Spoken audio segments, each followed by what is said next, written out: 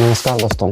धर्म कोड को लेकर बहुतों के मन में बहुत सा सवाल होता होगा। बहुत सा क्यों? धर्म कोड क्या है? यही सवाल बहुतों के लिए खास हो सकता है, खासकर आदिवासी समुदाय में, क्योंकि आदिवासी समुदाय कोई भी धर्म को मान्यता नहीं देता और शुरुआत से ही किसी भी धर्म को सपोर्ट नहीं किया था। पर मेरे असम के भाइयों और बहनों, यह धर्म कोड की जानकारी रखना आपकी जाति को बचाए रखने के लिए बहुत जरूरी है। धर्म कोड की मतलब है भारत की सेंसस में किसी व्यक्ति या समुदाय के द्वारा धर्म की पहचान के लिए दर्ज किया गया वाला संख्या कोड। ये कोड हर धर्म के लिए तय किया गया है ताकि डेटा को आसानी से एनालाइज किया जा सके। भारत में हर 10 साल में जनगणना होती है, जैसे कि 2001, 2011, 2021। जब जनगणना होती है तो लोगों से पूछा जाता है कि आपका धर्म क्या है, और इस सवाल के जवाब को सरकार कुछ निर्धारित धर्मों के कोड में बदल देता है, और वो कोड कुछ इस तरह का होता है। यहाँ पर आप जो देख पा रहे हो अदर रिलीजन कोड, यानी कि अन्य धर्म। आपको इसको सही से समझना है। जब कोई समुदाय इन धर्मों में से कोई भी धर्म को एक्सेप्ट नहीं करता है, तभी वो अदर को चुनते हैं और इसके अंतर्गत अपने आदिवासी धर्मों का नाम चुन सकते हैं या फिर लिख सकते हैं। उदाहरण के लिए सरना, नरवा गरवा, धार्मिक प्राकृतिक पूजा, बिरसाइत, आदि धर्म, मुंडा इत्यादि। अब सवाल है, असम के आदिवासियों का धर्म कोड क्या है? असम के आदिवासी समुदाय जैसे कि संथाल, मुंडा, ओडांग, टी ट्राइब्स, बोडो, ये सब अलग अलग धर्म, अलग अलग जाति के लोग हैं, अलग अलग धर्मों को मानते हैं। ज्यादातर मुंडा, संथाल, ओरांग, सरना या आदिवासी धर्म यानी कि अदर को चुनते हैं।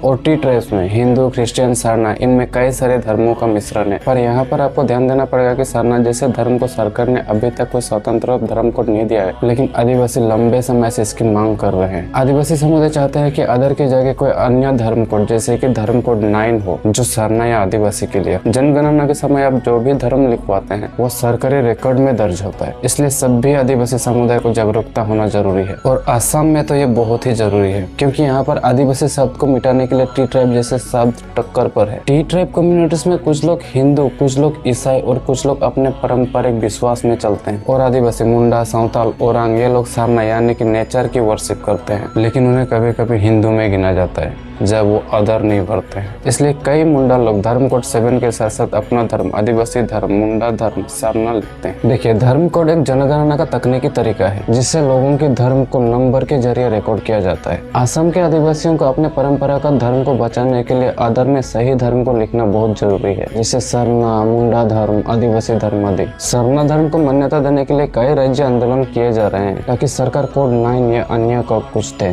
धर्म कोड जनगणना में आपकी धार्मिक पहचान को बताने वाला एक सरकारी नंबर होता है, जैसे हिंदू 1, मुस्लिम 2, अदर 7। लेकिन आदिवासी समुदाय का तो कोई धर्म नहीं, तो उनको कोड क्यों चाहिए? उन्हें धर्म कोड इसलिए चाहिए जैसे बाकी धर्म के लोग अपने धर्म की वजह से सरकारी दस्तावेज में एक झुंड है, उसी तरह आदिवासी धर्म कोड के जरिए एक साथ दिखे और अपना अस्तित्व को बचाए रखने के लिए ये बहुत जरूरी है। और ये केवल एक धर्म नहीं बल्कि पहचान, संस्कृति और अस्तित्व की सवाल है। अब जनजातिकरण क्या है ये मैं नहीं बताऊंगा क्योंकि इससे आप वाकिफ हो, पर आपको मैं ये जरूर बताऊंगा कि धर्म कोड और जनजातिकरण में संबंध क्या है।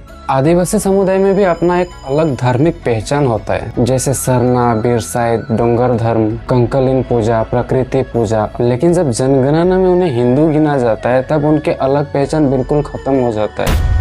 इसीलिए धर्म कोड 7 अदर के साथ अपने आदिवासी धर्म को लिखना कि मैं हिंदू या मुस्लिम नहीं, एक आदिवासी हूँ, ये जनजातिकरण की पहचान को मजबूत करता है। तो यही है इन दोनों में एक स्ट्रॉन्ग संबंध। उम्मीद करता हूँ कि आप ये चीज को सही से समझ गए होंगे। धर्म कोड के जरिए आदिवासी समुदाय को गिना जा सकता है। सरकार जब एसटी लोगों की संख्या देखती है उसमें धर्म की बहुत बड़ा रोल होता है। अगर कोई एक भी आदिवासी हिंदू धर्म में दर्ज हो गया तो उसे मेन स्ट्रीम में गिना जा सकता है, लेकिन वो अदर आदिवासी रिलीजन में दर्ज होता है, तो ये दिखाता है कि वो एक अलग जनजातीय पहचान रखता है और इससे जनजातिक समुदाय की पहचान की अस्मिता बच सकता है। धर्म कोड असम के आदिवासियों को एसटी दिलाने के लिए एक मजबूत हथियार बन सकता है, पर इसका गलत इस्तेमाल एसटी को रुकवाने का मेन रीजन भी बन सकता है। तो आई होप ये काफ़ी है आज के लिए। मिलते हैं अगले वीडियो के साथ, बात करेंगे कि इस कोड का क्या और कैसे गलत इस्तेमाल हो सकता है। जोहार, बहुत बहुत धन्यवाद।